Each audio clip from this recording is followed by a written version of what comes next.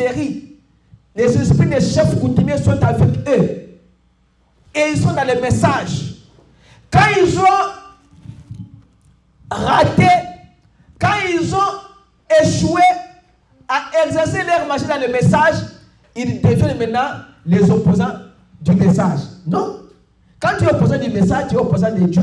Parce que ce message, nous, on ne connaissait pas ça. Nous avons lu et nous avons cru ça, que ce qui est dit dans le message, c'est la vérité. Maintenant, regardez-vous dans le miroir de Dieu. Dites, de quoi ai-je l'air ce matin? Regardez-vous. Jésus a dit dans Matthieu 23. On lit Matthieu 23 et on termine. Qu'est-ce que Jésus a dit dans Matthieu 23? Je vais prendre ça ici directement.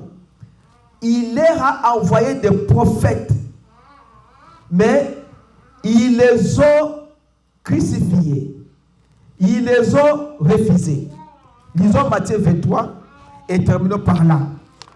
Parce que les gens disent, aujourd'hui, les gens disent, les messages, mais ici, si j'étais du temps de Jésus, j'allais le croire. Si j'étais du temps de Moïse, j'allais croire de Jésus. Non, c'est du mensonge. Écoutez Matthieu 23, verset 7. Il dit, malheur à vous, scribes et pharisiens, hypocrites, parce que vous ressemblez à des sépulcres blanchis, qui paraissaient beaux au dehors, et qui au-dedans sont pleins des ossements, des morts, et de toute espèce d'impureté. Vous de même, au dehors, vous paraissez juste aux hommes, mais au-dedans, vous êtes pleins d'hypocrisie et d'iniquité. Malheur à vous, scribes et pharisiens, hypocrites, parce que vous bâtissez les tombeaux des prophètes et ornez les sépulcres des justes, et que vous dites, si nous avons vécu du temps de nos pères, nous ne nous serions pas joints à eux pour répandre le sang des prophètes. Non, du mensonge. Vous témoignez ainsi contre vous-même que vous êtes les fils de ceux qui ont tué les prophètes. Comblez donc la mesure de vos pères. Serpents à race de vipères, comment échapperez-vous au châtiment de la géhenne?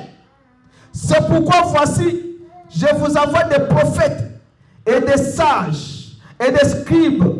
Vous tuerez et crucifierez les uns, vous battrez des verges les autres dans vos synagogues, et vous les persécutez de ville en ville, afin que retombe sur vous tous les sangs innocents répandus sur la terre, depuis le sang d'Abel, les justes, jusqu'au sang de Zacharie, fils de Barachi, que vous avez tué entre le temple et l'autel. Si nous étions du temps de Jésus, nous allons nous joindre à lui. On n'allait pas nous joindre à eux. C'est le mensonge. Jésus est sur la terre encore aujourd'hui sous forme du message.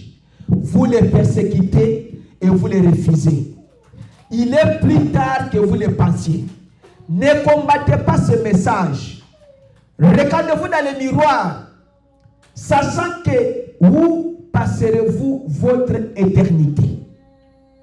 Les âmes qui sont maintenant en prison, pourquoi ils étaient là? Parce qu'ils n'avaient pas obéi au message de leur temps. Ils s'étaient opposés aux prophètes. Ils les avaient tués. Ils les avaient bâtis des verges. Ils avaient tout fait pour enterrer la parole de Dieu. C'est comme ça qu'ils se sont retrouvés là-bas. Ne soyez pas l'un d'entre ceux-là qui vont descendre et qui vont persécuter les prophètes. Soyez l'un d'entre ceux-là qui vont appuyer le message, qui vont croire le message, qui vont défendre ce message, qui vont prêcher que ce message, qui vont dire aux gens, préparez-vous L'enlèvement est proche. Préparez-vous. Jésus est bientôt à la porte. N'écoutez pas les gens qui parlent mal. Ce sont des esprits qui viennent de l'enfer, qui font ce travail.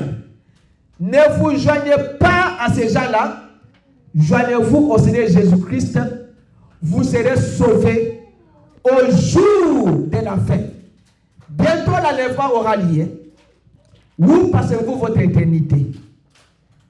Il a dit ici dans Matthieu 23, dans la géhenne, ou bien dans les lieux du repos éternel au ciel, là où votre sauveur vous a préparé la place.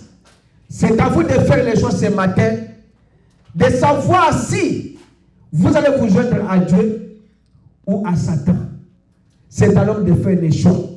Mais maintenant, vous conseille de ne pas prendre le chemin qui descend, mais prenez le chemin qui monte vers le ciel.